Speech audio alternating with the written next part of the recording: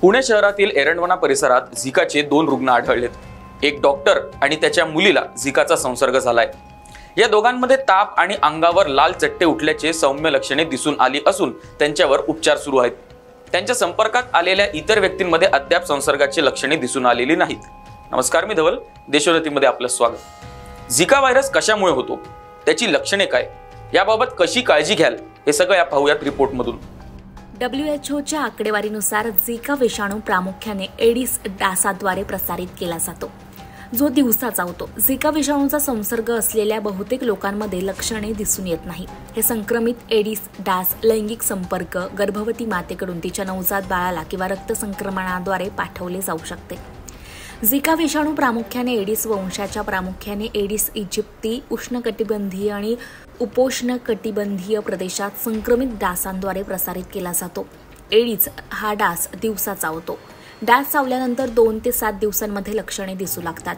पुरळ, ताप, लाल डोळे, सांधेदुखी, स्नायू दुखणं आणि थकवा ही संसर्गाची काही लक्षणे आहेत. झिका विषाणू केवळ गरोदरपणातच आईपासून बाळापर्यंत पसरू शकतो. गर्भवती महिलेला संसर्ग झाल्यास नवजात बाळाला मोठा धोका असतो.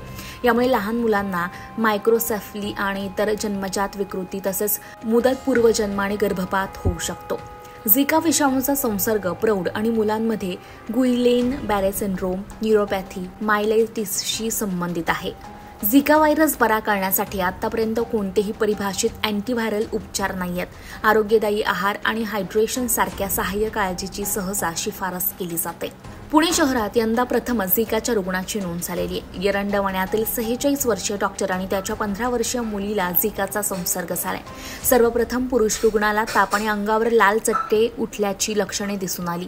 ते डॉक्टर असल्याने त्यांनी त्यांचा रक्त नमुना तपासणीसाठी 18 जूनला राष्ट्रीय विषाणू विज्ञान संस्थेत पाठवला.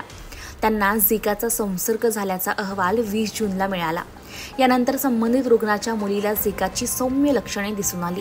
तिचा देखील रक्त नमुना 21 जूनला तपासणीसाठी पाठवण्यात आला. त्यात तिला संसर्ग झाल्याचं निष्पन्न झालं. त्यामुळे आता या दोघांवर सध्या उपचार सुरू आहेत. या दोन्ही रुग्णांच्या संपर्कात आलेल्या व्यक्तींची तपासणी पुणे महापालिकेच्या आरोग्य विभागानं केली आहे. अद्याप संपर्कात आलेल्या व्यक्तींमध्ये झिकाची कोणतीही लक्षणे आढळलेली नाहीयेत. मात्र नागरिकांनी काळजी घेण्याचं आवाहन करण्यात आलंय. झिका हा रोग एडिस इजिप्त डासामुळे होतो. त्यामुळे पुणे महापालिकेच्या आरोग्य विभागाने रुग्ण आढळलेल्या परिसरात औषध फवारणी सुरू केली आहे.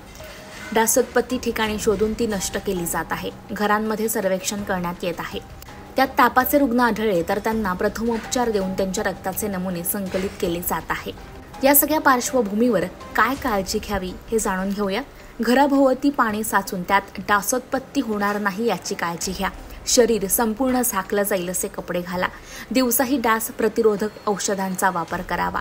झोपताना मच्छरदाणीचा वापर करा. गर्भवती महिलांनी डॉक्टरांच्या सल्ल्याने विशेष काळजी घ्या.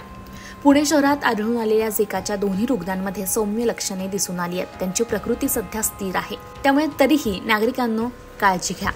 असेच नवनवीन रिपोर्ट्स आणि ताज्या अपडेट्ससाठी देशोन्नतीला फॉलो करा. नमस्कार.